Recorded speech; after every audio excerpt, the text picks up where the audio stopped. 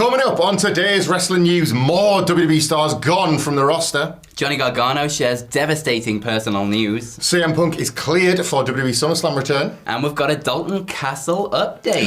I'm Michael Hamflett. And I'm Phil Chambers. And this is the news. And we start with a bit of a follow-on from yesterday's news, Phil. You might not have been in the office, but you can't have missed that Bobby Lashley is off ski. He's gone. It's a huge, obviously, loss for WWE, a bit of a shocking one. And it's not the end of the changes for some of the long-standing wrestlers. Fightful Select have come through with a report on yet two more names. One perhaps more surprising than the other. First one is MVP, obviously linked to Bobby Lashley for the bulk of his WWE run and been quite outspoken about some of the things he's been unhappy with during the Triple H run. Last seen as Omos's manager, but all the links going back to Lashley going right the way back to Impact. Well, he's not expected back in the company. That's per Fightful Select and indeed per MVP himself. He posted a picture of his wrestling boots on Instagram, and when somebody replied about, you're dusting them back off, I thought you were retired, and he's like, it's not over yet, and all of that. So MVP teasing getting back out there in every respect, whether or not that's with Bobby Lashley down the line, I guess remains to be seen.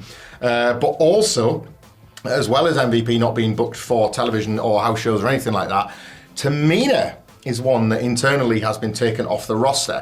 Again, from the Fightful Select report, says Tamina has not been at television in months, or at least not regularly, according to those we've spoken to. She hasn't been booked to wrestle since February 2023.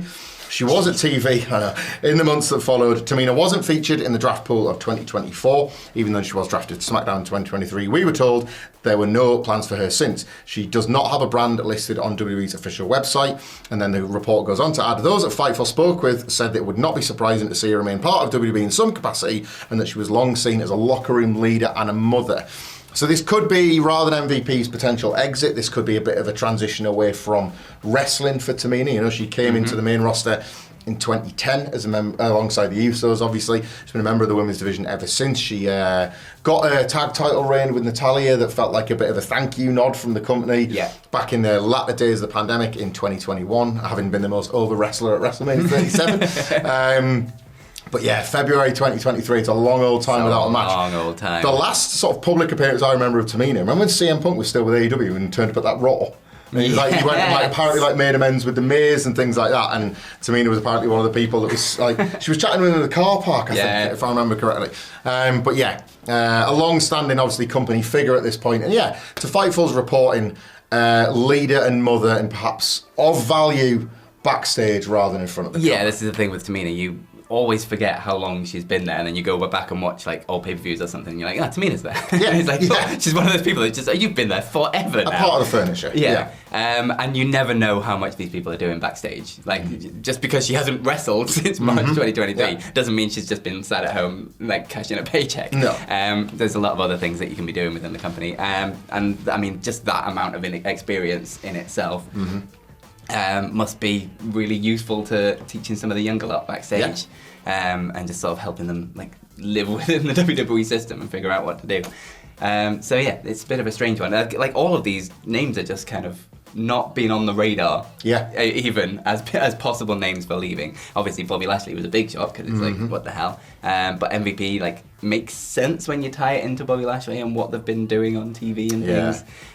He's been fairly vocal about his unhappiness with Triple H's creative. But you've also got to look at how MVP got the job in the first place. He just randomly came in for a one-off appearance. It's incredible, and then managed to find himself hired for however many years. 2020 Rumble, so that's 4 years on. He's had multiple stables. So he's done really, really well considering he just came in for a one-shot deal. I like that. So yeah, huge fan of that. And now, he kind of reinvigorated his wrestling career, and he's putting up pictures of his boots. It looks like he might want to get his boots and get back on in the ring sometime. So that'd be exciting to see as well. It doesn't hurt that Tamina's, of course, part of the Samoan wrestling dynasty, and this is now they probably within the last 2 to 3 years, they've never held more power at the top of the card. It's one thing, and also ain't nobody meaner than Tamina. So why would you get rid of her? If it is indeed Tamina's sort of unofficial and quiet retirement, nice not to be falling on your back for a living for a bit as well. She's taking a fair few bumps, so fair play to Tamina. Yeah, absolutely. But moving over to a bit sadder news, Johnny Gargano shared something on Twitter last night. Basically saying, I'll just read it out there. He says, I figured I should touch on this because people are finding out, and I know a lot of wrestling fans were looking forward to going to my dad's restaurant when they were in Cleveland for SummerSlam. Last night there was a fire and my dad's restaurant was badly damaged. I'm grateful that my dad was not there and is okay. He is 82 years old. This is his life's work. He has worked in that building every day for almost 50 years. I basically grew up there, and now it's just gone. Extremely heartbreaking for the family. So yeah, sad news for Johnny Gargano. Obviously, the sandwich shop, Gargano's Sandwiches, it was kind of featured in WWE, in NXT with the sort of Adam Cole feud that they did. So a lot of people kind of knew it from there, and with SummerSlam being in Cleveland and Cleveland being Johnny Gargano's entire gimmick, basically. Pretty much. A lot of people were excited to sort of go there and do a wrestling-themed sandwich for the weekend. But yeah, really sad news. It just, like, 50 years that he's been working in the same building and, like, built something for your entire life must be devastating. It is. It's terrible, isn't it? It's like, obviously there's been all the conversation about DIY and SummerSlam, and they've just won the belts, and the idea was, like, might they even make it onto the SummerSlam card as champions? But it's certainly, if you were travelling to Cleveland, like, as wrestling fans, as you look at what's in the city that's wrestling centric, it absolutely would have been a destination, wouldn't it? As you say, with the memories, very warm memories 100% would have gone there. Yeah, totally. Warm memories of Adam Cole going up and threatening his dad, and seeing the pictures on the wall, and like replacing one with an Adam Cole picture and all that sort of stuff. And yeah, Gargano spoke about this before, hasn't he? I think when he won the NXT title, he visited the place and he sort of explained how he was growing up, and he was like, showed pictures of, like, you know, he looks very different when he was a kid, and the kid that hung out in the sandwich shop in the Shawn Michaels shirts versus the wrestler he became, and all that kind of thing. So yeah, like, very, like, our sort of best out what culture to the Gargano family. This must be a really, like, awful time, and you do wonder if, like, WWE perhaps will still feature Gargano's return to Cleveland heavily, and maybe some sort of, I don't know, like a way to pay tribute and maybe honour it a little bit, because it can't be the easiest time. And returning for SummerSlam will probably only be all the more emotional for Gargano and Ciampa and, you know, Candice and all of that now. So best wishes to them. And if there is indeed big SummerSlam plans for Johnny Gargano, maybe folding it into all that is going to be all the nicer as well. Yep. Do you know who else has got big SummerSlam plans? Hello. CM Punk. We are today able to report the inevitable, but all the same nice to just say it out loud. CM Punk is cleared. For those that haven't seen last night's WWE Raw, he was heavily promoted as one of the big returning stars to announce, I guess, his availability for SummerSlam. Seth Rollins had been introduced into the story, and a lot of people were wondering if that was to be the referee or to indeed be the wrestler should Punk not be able to make it. It was indeed the former. Punk announced that he was cleared. Prior to CM Punk returning to the Raw, to Raw itself, Drew McIntyre had been featured seemingly shaking hands with Adam Pearce, maybe making an agreement after all the weeks that he'd been suspended and all that kind of thing. So Punk comes out to the ring, announces that he's cleared, and immediately takes up his fist and is wanting to fight. Drew McIntyre tries to be the bigger man and then pulls out the bracelet and says, your family suck and all that. So they need to be separated. Adam Pearce has had enough. He announces that... suspended anyway. What's he doing on TV every single week? Well, this is it. Like, it appears as if he'd been unsuspended, and then after 10 seconds, he'd let his rage get the better of him and they just wanted to kill Punk. Adam Pearce... Really how suspension works. Rushes out. But you're allowed on TV every week. Just crowds of people trying to keep them apart. Adam Pearce announces a stipulation we haven't seen in some time, which is the two are not allowed to touch one another until SummerSlam.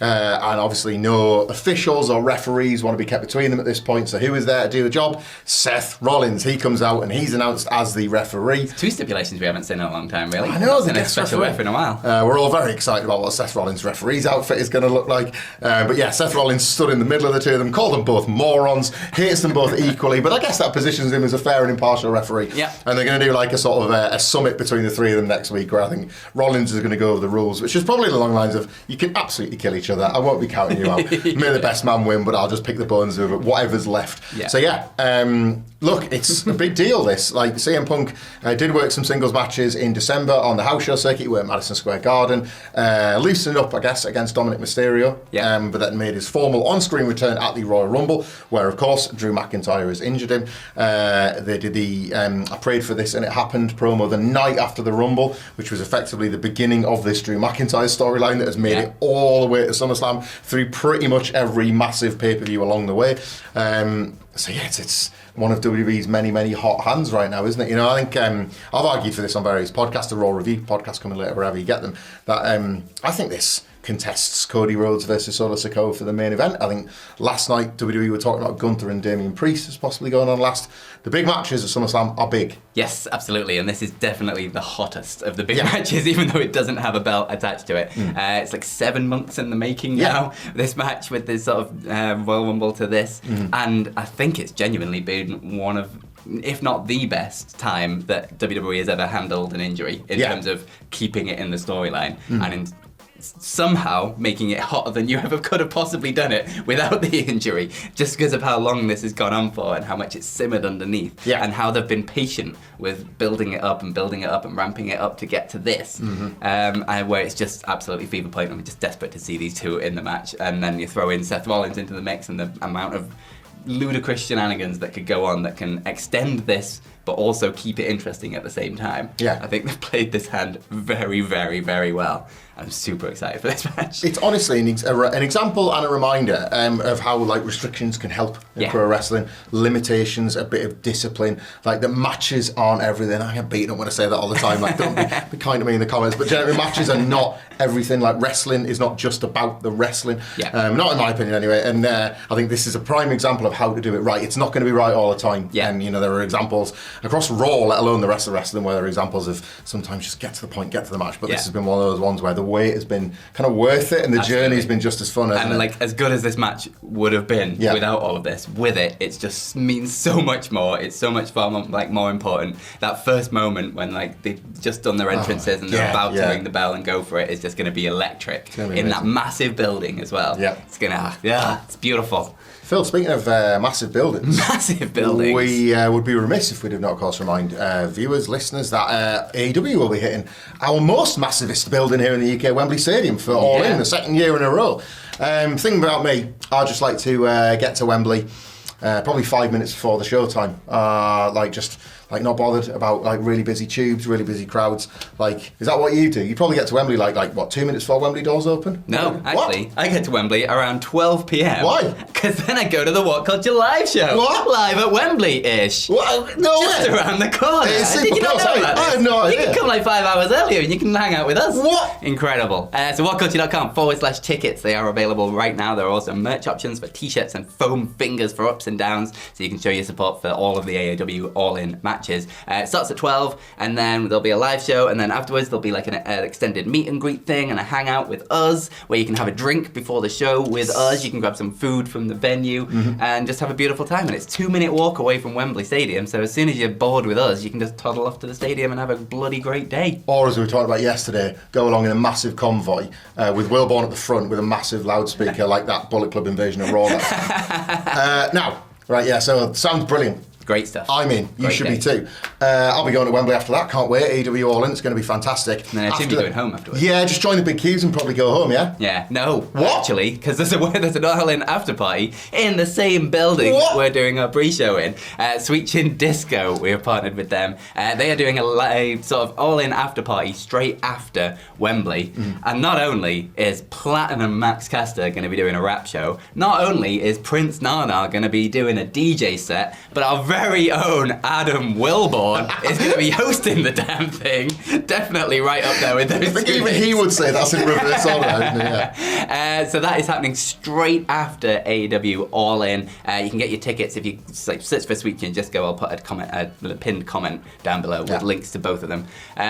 What a brilliant day. What a brilliant day. That's its own separate ticketed thing, so it's a different ticket for each thing. But basically, you've got us for the pre-show, then you've got actually AEW, and then you've got the Sweet Chin Disco after party, and you've just got a great day. We'll be there, probably getting drunk, hopefully not too drunk. Yeah, there might be some content to produce, but... But we might be getting too drunk, so you get to see that as well. So what a bloody good day. You lucky people. whatculture.com/tickets for our event, and Sweet Chin Disco's socials for all the information there. It's going to be a great time. Yes, final story. That's what I'm here for.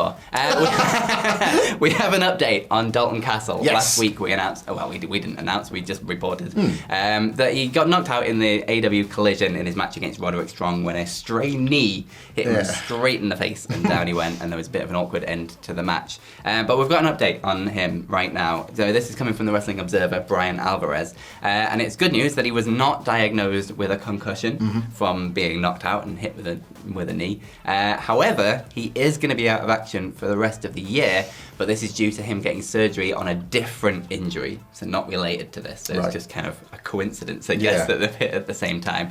Brian Alvarez had no idea on the specifics of the injury, or like what it is or what the surgery is, just that he will be out for the remainder of the year. So it's a get well soon to Dalton Castle. Hopefully he gets back as soon as he is ready, because the wrestling world is a better place with Dalton Castle in it. 100%, and only in the wrestling world, I think, could hearing news of surgery be seen as good news. Yeah. Like, I think Yeah, now I there's know, obviously there's so much knowledge around head injuries that we didn't have once upon a time. That when it's, I always think this, when it is like a broken leg or like a torn muscle, and these just most excruciating injuries in this insane industry. Yeah. And yet it's like, oh, it's not head stuff. Good. Yeah, at least like you can come back from that. You can fix it. It's going to be a while. It'll be hard, obviously, Yeah. but you can come back. And then head and neck stuff is always like, ugh. Dalton Castle's a warrior as well. I remember the back injury he suffered in Ring of Honor, and to even return from that and get back to like his best was quite incredible. So I echo those sentiments. Get well soon, Dalton Castle. And send your best wishes to him in the comments section below. Let us know your thoughts on all these stories today. Follow us on all usual places, and if they want to continue their YouTube journey, Phil, Hey, they can click do this so video here. right here. We'll see you soon. Bye.